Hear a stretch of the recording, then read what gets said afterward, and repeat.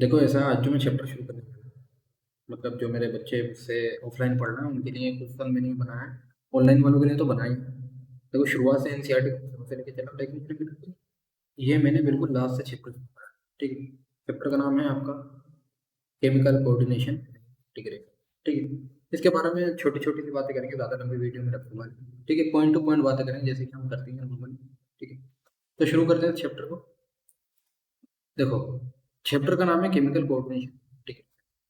देखो हमारी बॉडी के अंदर ना, जब आप इस चैप्टर को पढ़ोगे तो देखो कि कुछ ग्लैंड की बात कर रखे हैं, जैसे कि एंडोक्राइन ग्लैंड और एक्सोक्राइन ग्लैंड।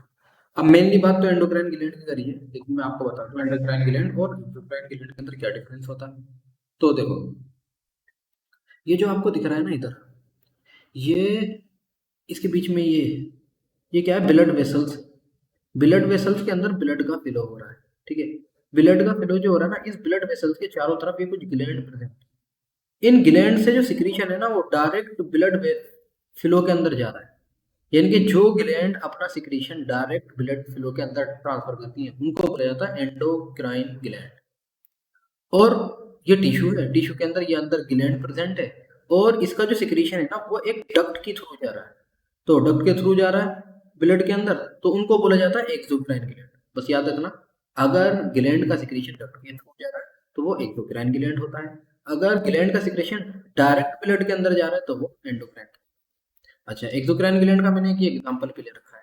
जिसके लीवर जो है, लीवर के दो लोब होते हैं। और इसके अंदर ये जो दिख रही है ना आपको, ये इनको बोला जाता है हेपेटिक डक्ट।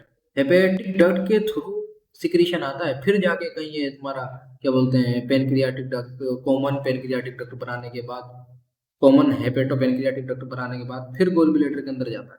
यानी कि ये जो है लीवर हमारा एक्सोक्राइन। ठीक है। तो एंडोक्राइन ग्लैंड और एक्सोक्राइन ग्लैंड के अंदर मैंने डिफरेंस आपको बता दिया, लेकिन आपको याद रखना है क्या, ये जो आपका है एंडोक्राइन ग्लैंड। तो एंडोक्राइन ग्लैंड क्या है, these are ductless gland that secrete hormones directly into the blood stream. मेरी स्पीड थोड़ी ज्यादा हो सकती है। तो अब ये हार्मोन क्या होता है। हार्मोन, पहली बात तो ये नॉन न्यूट्रिएंट केमिकल्स होते हैं जो सिंथेसाइज होते हैं in trace amount by endocrine gland. Endocrine gland के थ्रू ये सिंथेसाइज होते हैं, ट्रेस अमाउंट में सिंथेसाइज होते हैं chemical substance that act as intracellular. Intra बोले तो सेल के अंदर, सेल टू सेल मैसेज पहुंचाने के लिए काम करते हैं। And are specific in their action which are transported by blood from site of production to site of, यानी कि जहां से ये प्रोड्यूस होगा, प्रोडक्शन इसका होगा, वहां से ये किसके अंदर आएंगे, ब्लड के अंदर आएंगे। ब्लड के अंदर आने के बाद फिर कहाँ पहुंचेंगे, जहां पे इन हार्मोन की जरूरत होगी, अपने साइट पे, अपने जहाँ पे इसको वर्क करना है एक्शन साइट पे पहुंचेंगे। ठीक है। ये पढ़ने के बाद फिर जो बात करी गई है हाइपोथैलेमस की बात करी गई। ठीक है। अच्छा, एक बात कि ये जो मैं बात कर रहा हूँ एनसीईआरटी की पॉइंट टू पॉइंट बात कर रहा हूँ, आप एज इट इज इसको ऐसे ही याद रखना। ठीक है ना। और आप जो मुझसे ऑफलाइन पढ़ते हैं उनको तो मालूम है। ठीक है। अब हाइपोथैलेमस जब आप पढ़ते हो तो इसके अंदर पहला पॉइंट आता है, it is basal part of diencephalon. अभी डायंसेफेलोन क्या होता है, तो मैंने आगे कुछ डायग्राम दे रखा है। हाँ देखो, इसको देखो बीच वाले को, ये हमारा ब्रेन है। ठीक है, ये हमारा ब्रेन है। और इधर से ये जो आपका फ्रंट अपना माथे की तरफ से देख रहे हो, ये रेड रेड जो आपको अंदर नजर आ रहा है। ठीक है। अब ये जो है ना, ये ऊपर ये समझ लो एक कटोरी सी रखी हुई है, ये साइड से दिख रही है कटोरी। ठीक है। इसको बोल दिया थैलेमस। थैलेमस। अब ये कटोरी है, एक तरीके से समझ कि जो कटोरी है ना उसको उल्टा करके रख रखा है।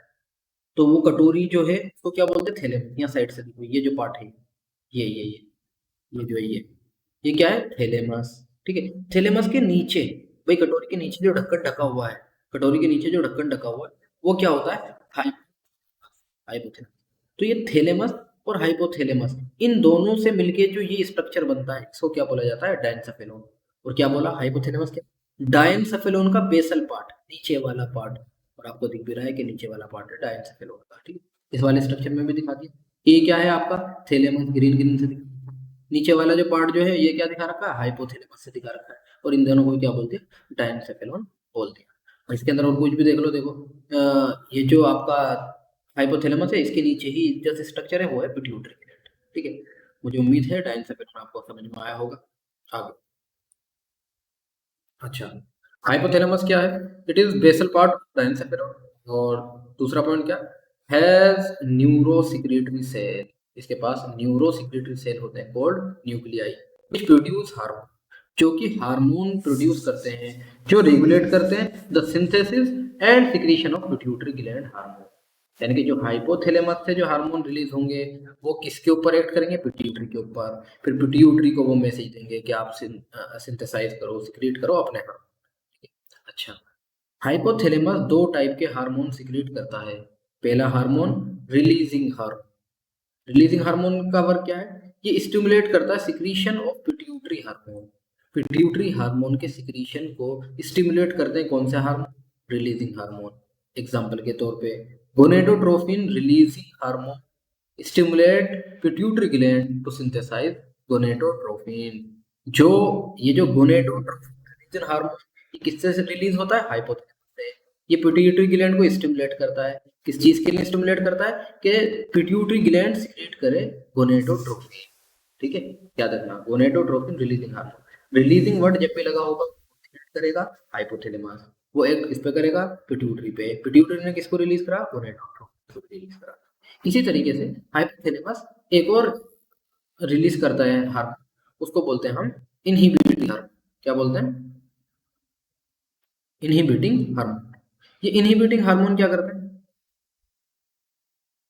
इनहिबिटिंग हार्मोन क्या करता है? Inhibit the secretion of pituitary hormone. जो पिट्यूटरी हार्मोन का जो सिक्रीशन है उसको इनहिबिट भी करते हैं ये, रिलीज भी करवाते हैं। अगर ज्यादा हो जाए तो उसको इनहिबिट भी करवाते हैं, रोकते हैं। जैसे कि एग्जांपल के तौर पे somatostatin inhibit secretion of growth hormone. Somatostatin किससे रिलीज होता है? हाइपोथैलेमस से। और ये इनहिबिट करता है क्या? Secretion of growth hormone. Growth hormone किससे रिलीज होता है? आपका पिट्यूटरी ग्लैंड से। उम्मीद है ये वाली बात आपको समझ में आई। ठीक है, ये देख लेना ये डायग्राम। आज की क्लास में बस इतना सा मैंने इंट्रोडक्शन दिया है। इसी बात पे वो क्या था कि इसके अंदर शॉर्टकट था। अ, क्या था चलो ये बजाते हैं, ठीक है। डमरू बजा के, साइलेंट होके, ठीक है, और भी खुश होके, और क्या क्या है, बिना डरे, डरना नहीं, बिना डरे अपना जो है इस काम को आप रिवाइज कर लो। छोटी छोटी वीडियो आती रहेंगी। और ऑफलाइन वालों का ये फायदा है कि पीछे से जो चैप्टर छूट रहे हैं वो भी चलते रहेंगे, आगे से जो चैप्टर वो भी छूटते रहेंगे। बाकी यूट्यूब के ऊपर मैंने पीछे से शुरू करा है तो आगे तक लेके जाऊंगा। ठीक है, उल्टी एनसीईआरटी। मिलते हैं नेक्स्ट वीडियो, तब तक के लिए good luck and good bye.